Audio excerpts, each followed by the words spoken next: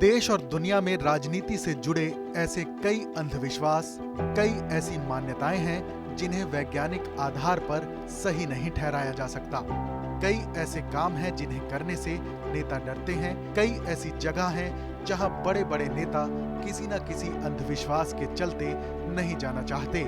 नमस्कार, मैं हूं फरीद अली। रहस्य की इस कड़ी में हम बात कर रहे हैं बड़े बड़े एक्सप्रेसवे और सड़कों के निर्माण और इनसे जुड़े अंधविश्वास की, जो देश में सदियों से चला आ रहा है। हुमायूं को जंग के मैदान में हराने के बाद फरीद खां उर्फ शेर शाह सूरी ने सन 1540 से 1545 तक दिल्ली के तख्त पर हुकूमत की।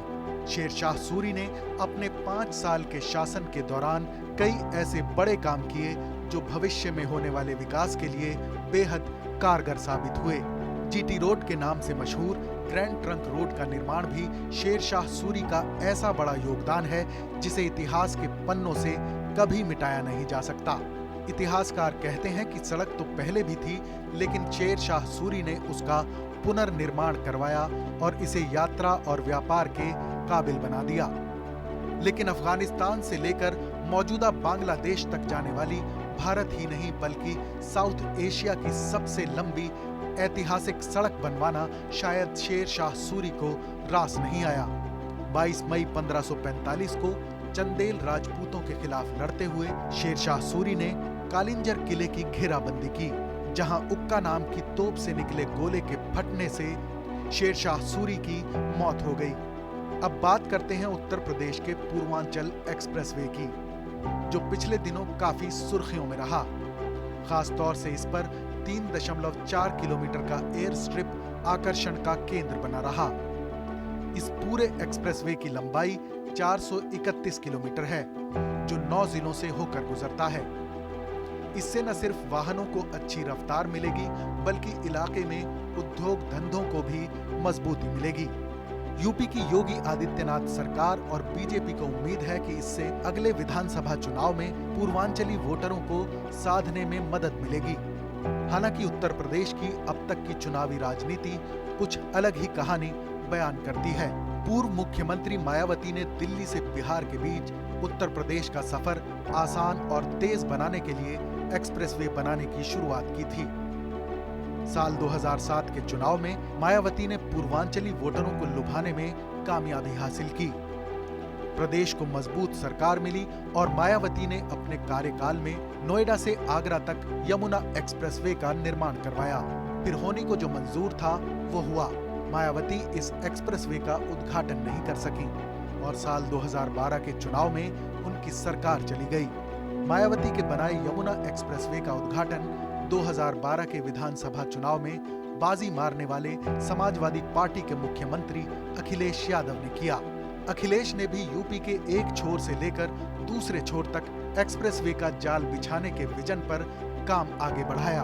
उन्होंने यमुना एक्सप्रेसवे के आगे आगरा से लखनऊ तक एक खंड बनवाया और इस पर नया एक्सप्रेसवे बनाने का काम शुरू किया गया।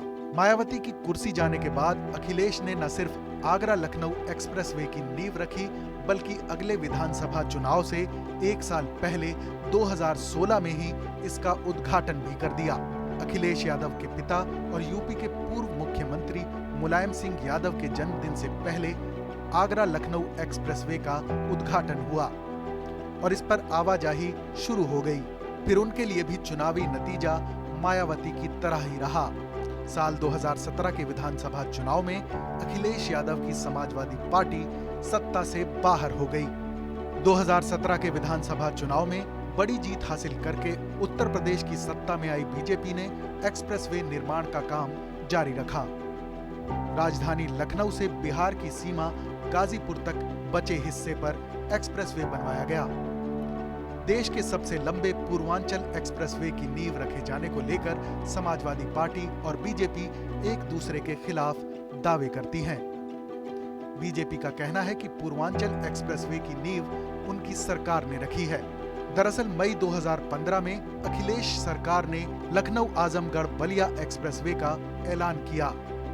2017 में बीजेपी की सरकार बनने के बाद इस एक्सप्रेसवे का रूट बदलकर लखनऊ आजमगढ़ गाजीपुर कर दिया गया। फिर 14 जुलाई 2018 को प्रधानमंत्री नरेंद्र मोदी ने इस एक्सप्रेसवे की नींव रखी। अखिलेश यादव की तरह योगी सरकार ने भी जिस पूर्वांचल एक्सप्रेसवे की नींव रखी तो इसका उद्घाटन भी किया।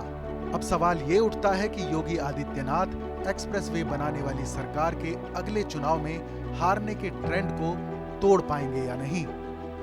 अगर यूपी के अगले चुनावों में नतीजे कुछ अलग हुए तो ये अंधविश्वास टूट सकता है।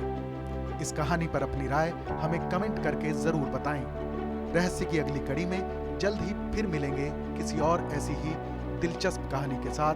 तब तक आप देखते रहिए TV9 डिजिटल।